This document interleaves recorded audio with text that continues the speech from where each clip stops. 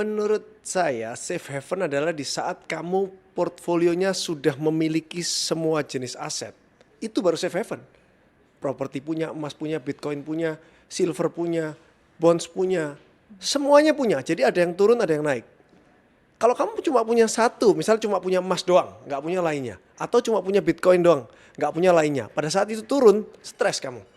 Bukan safe haven lagi. Tapi kan kenapa akhirnya emas disebut sebagai safe haven kan karena nilainya yang cenderung stabil begitu Selama ya. 100 tahun ini, kita nggak tahu 100 tahun ke depan gimana. Analisanya gimana sih perbandingan antara emas dengan crypto Bitcoin ini terkait dengan kategori investasi Oke, safe haven? kalau kita ngomong safe haven, kita kepinginnya itu kita aman sampai duit kita itu aman setidaknya satu generasi lah. Kalau bisa 2 generasi aman. Jadi 50 sampai 100 tahun lagi duit kita itu aman, safe haven kan.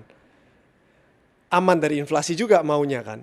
Kalau emas dari 100 tahun lalu sampai sekarang secara historical itu sudah terbukti naik terus gitu loh. Walaupun ada naik turun tapi secara ditarik garis lurus itu naik gitu.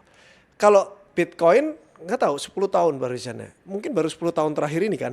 Jadi kita nggak tahu 50 tahun lagi itu Bitcoin masih ada atau enggak. Kalau masih ada ya mungkin dia akan naik secara drastis ke atas gitu. Kalau nggak ada udah bukan safe haven lagi. Tapi alangkah baiknya kalau kamu punya emas terus sedikit punya Bitcoin karena Bitcoin umurnya lebih muda, kita punyanya lebih sedikit juga lebih bagus kalau ngomong safe haven. Tapi kalau ngomongnya orang saya mau all in supaya duit saya berlipat ganda 10 kali lipat dalam 1 bulan.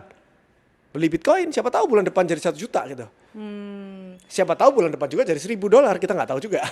Iya, ya. Jadi jangan mengotakkan bahwa ya safe haven itu cuma buat emas gitu ya. Ya. Tapi ternyata butuh juga diversifikasi, Diversifikasi biar kita itu. bisa menciptakan safe haven versi Betul. kita juga Yes, gitu ya. setuju.